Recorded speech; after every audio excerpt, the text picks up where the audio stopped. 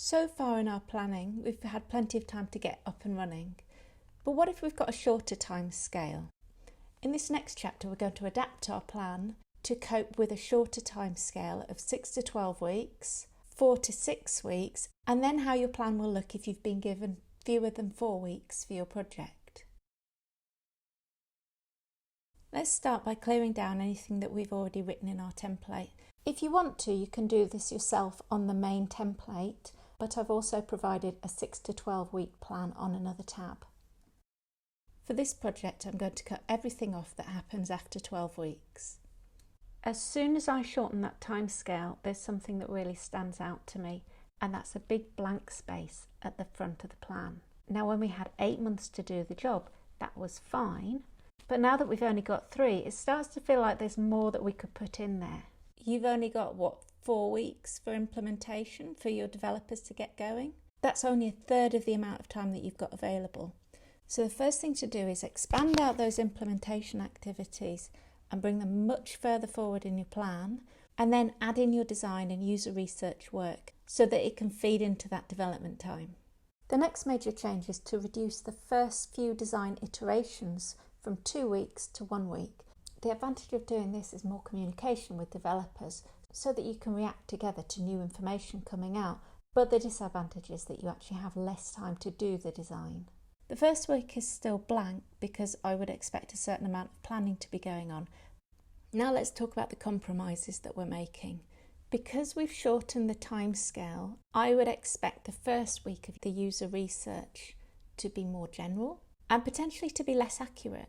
Now, if that first set of user research takes you maybe 4 weeks to do your next set of research, how do you make your design user focused if you haven't got that information coming in? The fact is that the designer will have to rely much more on their own experience.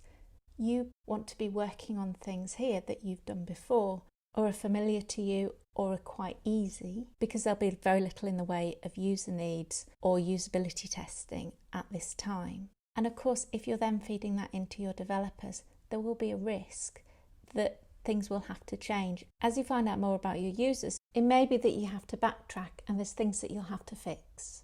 Now, we haven't talked so far about what happens at the end of a project. In my experience, it tends to be that in the last couple of weeks, you spend a fair amount of time on defect fixes, small things, little changes. So I've added in this section where there's less design happening, but more communication and problem solving going on between the designer and the developer. You're in daily conversation. Remember that risk of change with your product at the beginning. As you get further towards the end of the project, you might want to focus your user research of looking at the usability of your features, trying to reduce the risk of errors. I would expect that the design that's leading into those final couple of weeks of development will be more about small things that have been discovered in that usability test and make it more efficient or erase barriers to use that come up. The other thing you might notice at the end is there's an amount of time where user research might be going on, but there's nowhere for it to go. You definitely want to have a chat with the product manager of the business and point this out. I don't want to have some members of my team sitting idle, but equally, if they are there, what can I turn them to that might inform design of something else in the future?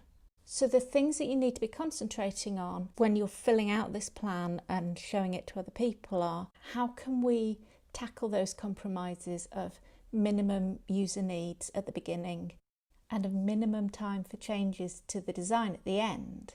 How can we all work together to make this timescale successful?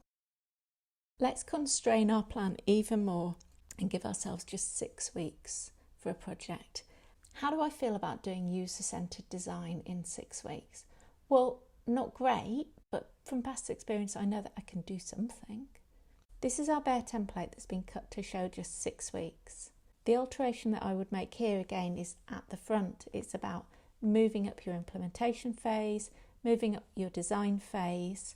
And the first question that I have to ask myself is, without a design going in that first week, if the developers are developing something, what is it that they're doing? Is it something that I will have to unpick as a designer later? So I want to be really talking to the business and to the development team and really understanding what it is that they're planning to do, try and make sure that it's not something that I think is risky from a design point of view. The bottleneck here is design. The developers are waiting for the design, and you have to have something to hand over. Otherwise, they will be developing I don't know what.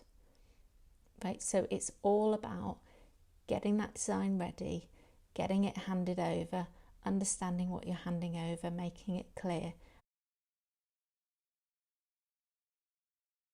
Here's my plan with fewer than 4 weeks, and what you might notice is there is no user research in there. With the best will in the world, if I've got less than 4 weeks, it's unlikely that I will be able to do user-centered design unless I know an awful lot about those users in the first place. So chop it out, put it on your plan, and share it. Because at this point, it's about coming in and doing the job that you're asked to do, which is to create a design that's going to be implemented and managing the expectations of the people who brought you in.